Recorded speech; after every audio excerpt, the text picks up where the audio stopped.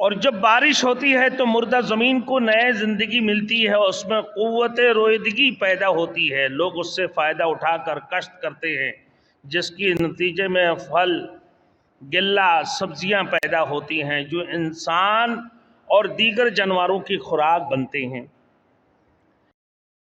Thanks for watching. Don't forget to like, comment, share and subscribe to Maulana Habibullah Rohani official. فَوَرَبِّ السَّمَاءِ وَالْأَرْضِ إِنَّهُ لَحَقٌّ مِثْلَ مَا أَنَّكُمْ تَنطِقُونَ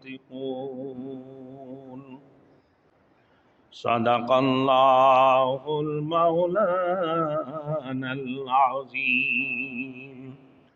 میرے محترم دوست بزرگ، اس سے پہلے جو آیات گزرے ہیں، وَفِي السَّمَاءِ رِزْقُكُمْ وَمَا تُوعَدُونَ، اور تمہارے روزی آسمان میں ہے اور جو کچھ بھی وہی ہے جس کا تم سے وعدہ کیا گیا ہے۔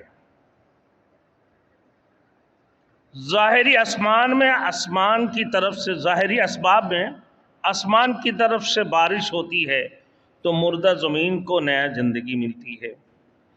اسی طریقے سے اللہ رب العزت نے فرمایا کہ جو تمہارے رزق ہے آسمان سے ہی آتے ہیں، جیسے تم سے وعدہ کیا گیا ہے ویسے تمہیں ملیں گے۔